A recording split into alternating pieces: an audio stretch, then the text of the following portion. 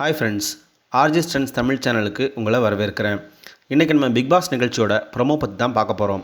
Big pass நிகழ்ச்சி 50 நாட்களை கடந்து ரொம்ப சுவாரஸ்யமாக போயிட்டுருக்கு. இதில் எவிக்ஷன் ப்ராசஸை ஈஸியாக்க வாரம் ஒரு டாஸ்க் கொடுக்கறது அப்படிங்கிறது வழக்கம். அந்த வகையில் இந்த வாரம் கால் சென்டர் டாஸ்க் கொடுத்தாங்க.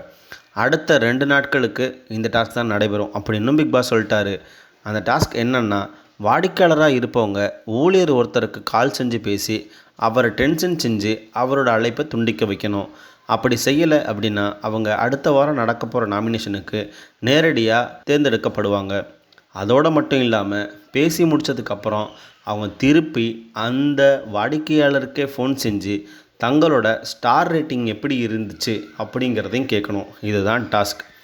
அதில் பாதி பேர் முதல்ல கால் சென்டர் ஊழியர்களாகவும் மீதி இருப்பவங்க வாடிக்கையாளராக இருப்பாங்க அப்படின்னும் பிக் பாஸோட ரூல்ஸில் இருந்துச்சு. எது எப்படியோ பிக் பாஸ் கொளுத்தி போட்ட டாஸ்க் நல்லாவே வேலை செஞ்சுது அப்படின்னு தான் சொல்லணும். முதல்ல அர்ச்சனாவும் பாலாஜியும் அப்புறம் சனமும் சம்யுக்தாவும் இந்த டாஸ்க்கை வெற்றிகரமாக முடித்தாங்க. இதில் தோல்வியடைஞ்ச அர்ச்சனா மற்றும் சனம் அடுத்த வாரம் நடக்க போகிற நாமினேஷனில் இருக்காங்க. இந்த நிலையில் இன்றைக்கி வெளியான முதல் ப்ரோமோவில் சோம்சேகர் கால் சென்டரில் இருக்கிற கேப்ரியலாவுக்கு கால் செஞ்சு பேசுகிறாரு. முதல்ல உங்கள் நாயை பற்றி பேசுவோம் அப்படின்னு சொல்லிட்டு அவர் ஆரம்பிக்கிறாரு. அது ஒரு குழந்தை அப்படின்னு தெரிஞ்சு ஏன் அதை விட்டுட்டு வந்தீங்க அப்படின்னு கேட்குறாரு. உங்களோட பல்லில் கேப் இருக்கிறதுனால தான் உங்களுக்கு கேப்னு பேர் வந்துச்சா அப்படின்னு கலாய்க்கிறாரு. இது வரைக்கும் வெறும் சண்டையும் சச்சரமாக போய்கிட்டு இருக்க இந்த கால் சென்டர் டாஸ்கில் இவங்க 2 பேரும் ரொம்ப கூலாக பேசிக்கிட்டு இருக்காங்க. உடனே சோம்சேகர், அப்புறம் என்ன, நீங்களே ஃபோனை வச்சிட வேண்டியது தானே அப்படின்னு சொன்னதும் கேபி சிரிச்சுக்கிட்டே ஐ ஹோப் யூ வின் அப்படின்னு சொல்லிட்டு ஃபோனை வச்சிடுறாங்க. அதுக்கப்புறம் இந்த டாஸ்க் முடிஞ்சு வெளியே வர கேபிட்ட ஃபோனை வையின்னு சொன்னோடனே வச்சிருவியா அப்படின்னு கேட்குறாரு.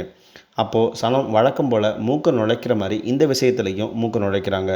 இப்படி ஃபோனை வச்சுட்டிங்களே அவர் சொன்னதும், அதனால் நீங்கள் தோற்று போயிடுவீங்க அப்படின்னு சனம் சொன்னதும் கேபி ரொம்ப சிரிச்சுக்கிட்டே கூலாக எனக்கு தெரிஞ்சு தான் நான் செஞ்சேன் அப்படின்னு சொல்கிறாங்க.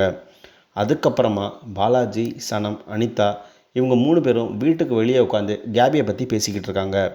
பாலாஜி சொல்கிறாரு, நேற்று நான் சொன்னதை கேபி இன்னைக்கு கன்ஃபார்ம் பண்ணிட்டா அப்படின்னு சொல்கிறாரு.